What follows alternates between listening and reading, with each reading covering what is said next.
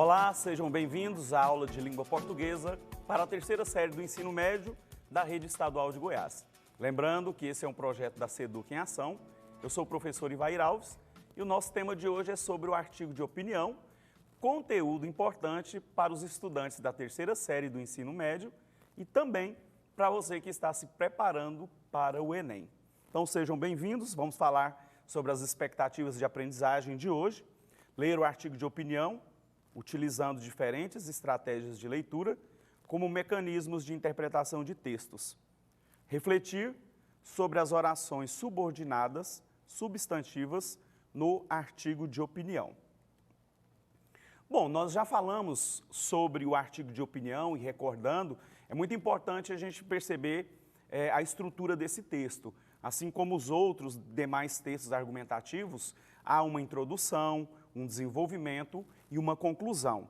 Então, no primeiro momento, na introdução, nós precisamos nos atentar ao tema, né? O articulista está tratando de qual tema? Qual é a tese que ele está defendendo?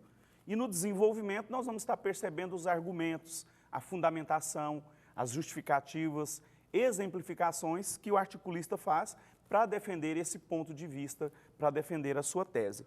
E a conclusão, nós iremos retomar, né, a tese sobre esse tema e fazendo o desfecho sobre o assunto ao qual está sendo comentado. Trouxe aqui, e hoje nós vamos falar sobre as orações subordinadas substantivas, então eu trouxe fragmentos aqui para a gente perceber como que que se desenvolve esse artigo de opinião e depois vamos perceber a função dessa oração no contexto. O artigo. Não há como não admirar ou não respeitar a nossa Amazônia, presente ecológico para todos os brasileiros. Em meio a toda essa riqueza natural, inspiração para cientistas, estudantes, poetas e pintores, morada de inúmeras plantas e animais, vamos falar de queimadas. Então é importante que a gente se atente aqui nesse momento, que o assunto, falando da Amazônia, nós vamos falar então sobre a queimada, um problema recorrente. Então o desenvolvimento, ele traz aqui, né, a parte em que o articulista pode estar fazendo uma fundamentação histórica, ele pode estar exemplificando e mostrando como que isso ocorre. Olha o exemplo do desenvolvimento. O uso do fogo como ferramenta de limpeza e preparo do terreno em atividades agropastoris remota à antiguidade. E por passar de pais para filhos, geração a geração, a cultura do fogo é tradição que persiste em muitas comunidades campestres. Então aqui só para vocês observarem, né, que ele está mostrando um fato histórico, que já é recorrente, que é uma tradição de geração a geração, essa questão das queimadas. Pois bem, agora vamos à conclusão, para a gente ter a noção, o desfecho. É importante que a população se conscientize e trabalhe para que as queimadas ilegais deixem de existir. Sejamos todos protetores da Amazônia. Proteger e preservar a Amazônia é desenvolver o Brasil. Bom, o aspecto que eu quero chamar a atenção aqui de vocês é no sentido de quando nós estamos construindo um texto dissertativo, argumentativo, a gente perceber quando é possível tratar o assunto de forma objetiva, impessoal, ou quando nós somos objetivos, vamos tratar o assunto de forma pessoal. Pois bem, esse primeiro período aqui é importante que a população conscientize-se e trabalhe para que as queimadas ilegais deixem de existir. Então aqui nós percebemos que o articulista está sendo impessoal. Ele traz aqui, daqui a pouquinho nós vamos ver os detalhes da oração subordinada substantiva subjetiva. Aqui ele se torna impessoal. Ele faz um comentário, mas ele não é subjetivo. Já no segundo período, sejamos todos protetores da Amazônia. Proteger e preservar a Amazônia é desenvolver o Brasil. Sejamos, então aqui ele traz, né, o verbo na primeira pessoa do plural, sejamos. Ele se inclui nisso. Então aqui ele está sendo subjetivo, né, então não deixou a impessoalidade. Então quando nós vamos falar das orações subordinadas, substantivas, é uma possibilidade que a gente pode utilizar nos nossos textos para que a gente possibilite essa impessoalidade e isso será muito importante lá no desenvolvimento da sua dissertação. Pois bem, vamos falar então sobre as orações subordinadas substantivas. São orações que exercem o papel de substantivo e pode ser encontrada nas frases com funções de sujeito, complemento, objeto, predicativo e aposto. Quais são as características dessas orações subordinadas? Elas têm o valor de substantivo na oração e elas são introduzidas por conjunções integrantes, que e se. Podem ser introduzidas por pronomes ou advérbios interrogativos, quem, quanto, onde, quando e assim por diante. Ok? Olha só esse exemplo aqui. A oração subordinada substantiva. É importante a oração principal. É importante. E depois nós temos a oração subordinada, que a população se conscientize. Então, a partir da conjunção aqui, nós introduzimos a oração subordinada substantiva. E nesse caso aqui, a oração subordinada, ela exerce o papel de sujeito. Então, ela é denominada oração subordinada substantiva subjetiva. Pois bem, vamos entender melhor como que funciona isso.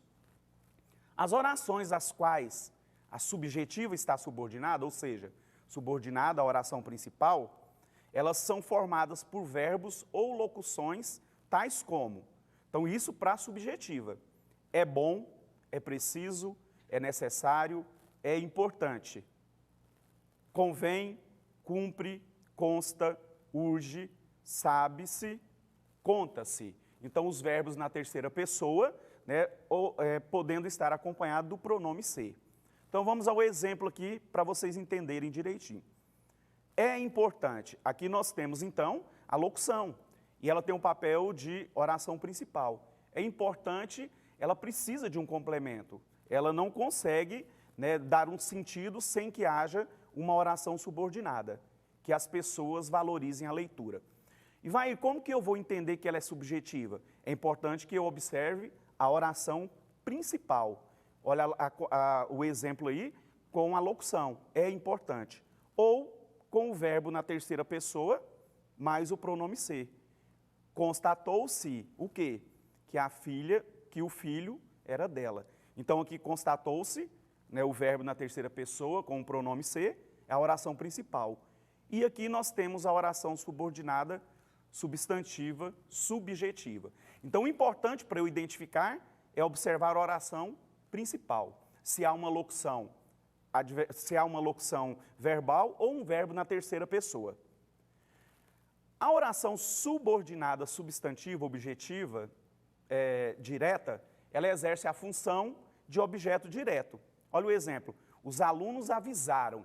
Avisaram, eu tenho aqui um verbo transitivo e ele precisa de um complemento para fazer sentido. E eu posso fazer a pergunta, os alunos avisaram o quê?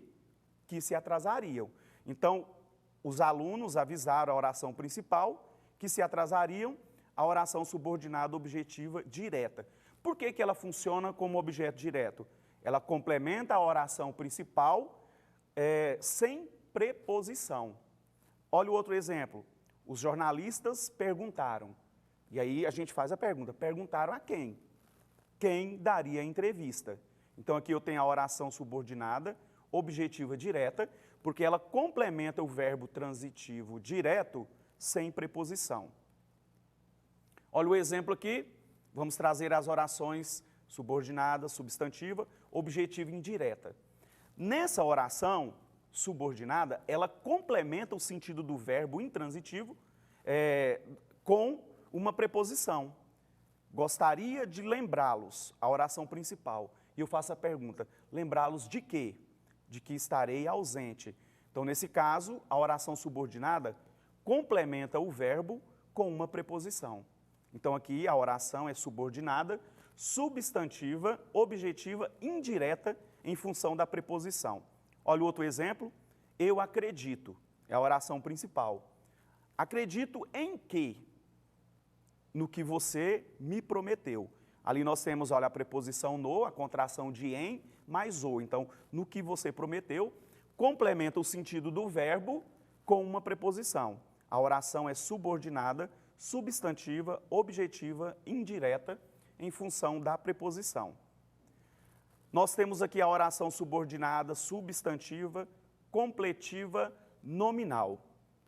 Tenho dúvidas. É importante que vocês observem primeiro aqui, ó. Tenho é o verbo, né? O sujeito está implícito, seria eu tenho, né? Tenho dúvidas. Então, o complemento do verbo é a palavra dúvidas, o nome. Tenho o quê? Dúvidas. Então, o restante, aqui é a oração principal, e o restante é a oração subordinada, substantiva, completiva, nominal. Por quê? A oração subordinada, ela está completando o nome, dúvidas.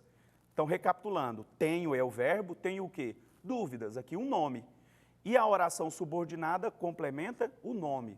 Portanto, recebe o nome de oração subordinada, substantiva, completiva, nominal. Olha o outro exemplo. Já estou apto. Eu estou. Estou o quê? Apto. E a oração subordinada, ela complementa esse nome. Apto para quê? Para que me faça as perguntas. Então, a oração subordinada complementa o nome e recebe, então, o nome de oração subordinada, substantiva, completiva, nominal. Vamos para a predicativa. Essa é muito fácil de identificar. O bom, aqui eu tenho a oração principal, e quando se fala de predicativa, ela vem sempre ligada à oração principal com um verbo de ligação. Olha, o verbo ser. O bom é, né, a terceira pessoa aqui. Eu sou, tu és, ele é. Então, o bom é.